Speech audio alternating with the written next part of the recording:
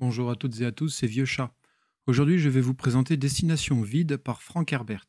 Il s'agit d'un livre de science-fiction se déroulant dans un futur relativement proche où l'humanité essaie de s'affranchir du système solaire.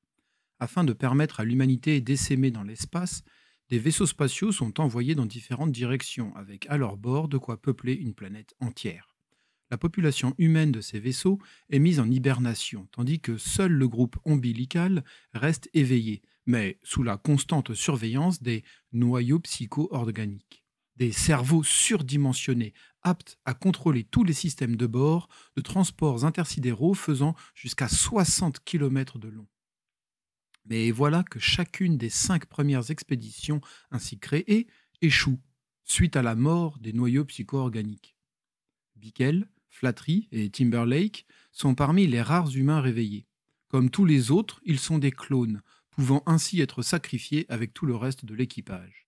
Or, lorsque leur dernier noyau psycho-organique vient à lâcher, ils savent tous les trois que s'ils ne trouvent pas une solution, ils seront une fois encore éliminés par ceux qui les ont envoyés.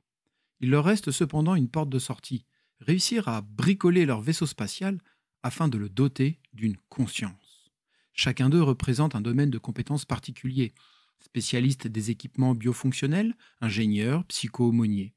Comment permettre au tas de métal qui les emporte vers Toseti d'acquérir la conscience de sa propre existence? Et surtout, s'ils réussissent, quel genre de créatures mettront-ils au monde? Le style de Frank Herbert est encore plus obscur que d'habitude. Bien qu'il continue à utiliser principalement des dialogues et des monologues intérieurs pour faire avancer le récit, la nature même des réflexions des personnages rend l'accès à l'intrigue difficile. Pourtant, le principe est assez simple: survivre en permettant au vaisseau spatial de devenir conscient, ou mourir. L'auteur s'appuie sur des recherches, avancées pour l'époque, en psychologie. De plus, il cherche à conserver son récit le plus proche de la science possible, comme le montre sa volonté d'utiliser des concepts mathématiques réels.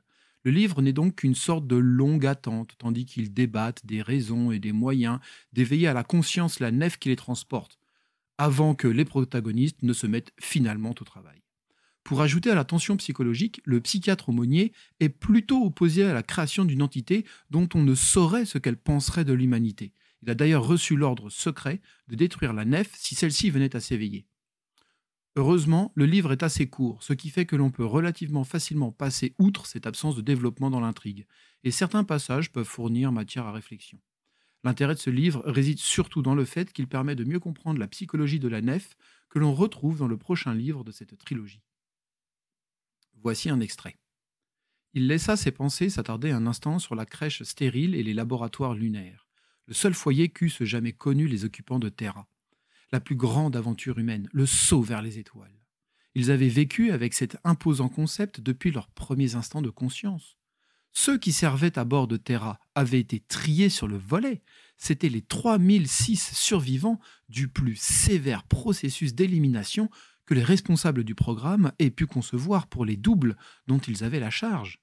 Les 6 derniers représentaient la fleur de l'élite, l'équipage ombilical qui devait contrôler le fonctionnement de la nef jusqu'à ce qu'elle eût quitté le système solaire, puis déconnecter les quelques commandes manuelles et s'en remettre, pour les 200 ans de traversée jusqu'à Toseti, à la conscience solitaire d'un noyau psycho-organique.